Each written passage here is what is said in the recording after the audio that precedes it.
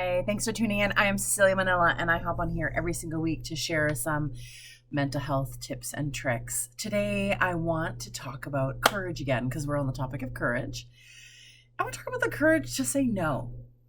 Now, we talk a lot about people pleasing or, bending over backwards for people or sometimes being called a doormat.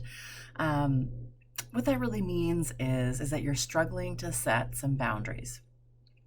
What are boundaries actually? We talk about boundaries a lot. Boundaries is simply the limit of where someone else ends and you begin. That's what that really is. So that can be emotional, that can be physical, spiritual, financial. It is this idea of what is yours, and it is your responsibility to really take care of what is yours and to treat it really from a place of it being sacred to you. So your space, your being, your mind, your heart, your physical being, your finances, your spirituality, all that stuff is supposed to be sacred to you. Now, it's not up to other people to figure out where that line is. It's up to you to set the tone and set where that line is. Now, we, as women especially, really struggle with boundaries. If we grew up in a household where boundaries were not modeled, then we as adults will struggle with boundaries. It's really typical for those who grow up in families that have a lot of chaos. So maybe there's, alcohol use or drug use or trauma in your childhood in your family, and then that really becomes really difficult around boundaries because it wasn't really modeled to us. It wasn't really taught in that way. We learn our boundaries from our family, our parents, the guardians, people that are in our life, the adults that are supposed to show us what it means to be an adult and how to grow up. We learn it from those people. So when you're thinking about boundaries in your own life, I want you to ask yourself, what did you learn growing up? What did the adults teach you about boundaries? And what was the consequence of saying no? That is a really big one. So when we grew up in families that are a little bit chaotic and we witness an adult saying no, and then we notice the consequence of that no, whether it be isolation, whether it be silent treatment, whether it lead to a fight or an argument, sometimes it might elevate to a place of violence and being dangerous.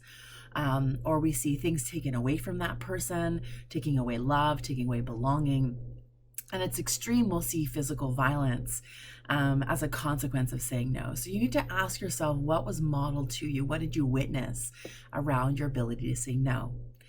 And as adults, we need to step into the space of being able to set some boundaries. Now, the one thing that really changed my mind around boundaries, because I also struggled with boundaries when I was younger. And what really changed my mindset around it was realizing that every single yes had a no, and every no has a yes. Now, let me break it down for you a little bit. So yes and no are different sides of the same coin. So I want you to really think about it that way. So whenever I hand out a yes to somebody, so someone makes a request to me, hey, Cecilia, can you pick up, let's say, coffee cream from the grocery store for the office? My yes to that comes with a no. Now, the no that comes with my yes is potentially, what am I denying myself by saying yes? How is this yes that I'm granting somebody else going to interfere with my day? Now, I know this example is a really simple one, but if I say yes to picking up coffee cream, then what am I saying no to? I'm saying no to arriving at where I'm supposed to be going on time or a little bit early. I'm saying no to my extra 10 to 15 minutes in the morning that I actually really need. I'm saying no to feeling settled and grounded when I start my day instead of feeling frazzled and because I'm running around trying to grab something. You have to realize that every single yes has a no. And if I say no to picking up cream, that comes with a yes. It comes to a yes to my mornings are really important to me. They're really sacred. I'm already running late, so I cannot be further, more late than I actually really am. I'm saying yes to feeling grounded for my day. So every yes has a no and every no has a yes. And I really want you to think about that because it changes how we view boundaries. It's the courage to say no because you're giving yourself a yes. So when we take the courage to really see that every yes and that yes and no are interconnected in this way, then we really can ask ourselves, if I say yes to this, what am I saying no to? And if I'm saying no, what am I saying yes to? And it takes away the resentment that we hold when we say yes to multiple things. When our plate is full and we're too busy people pleasing because we're scared to say no, we're scared of rejection, we're scared of being judged, we're scared of what other people are going to think about us. It really comes down to, if I say yes, what am I saying no to? And 9 times out of 10, you are saying no to yourself. You're saying no to your needs, your wants, your desires, your schedule, your commitments to give yes to somebody else.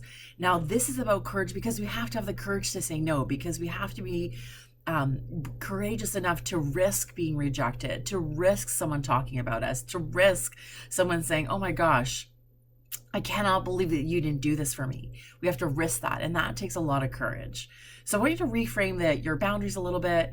I want you to think about it as yes and no's being different sides of the same coin, and just change how you do boundaries just a little bit. Have the courage to step into saying no more often. You might find it's quite liberating. I'll see you next week.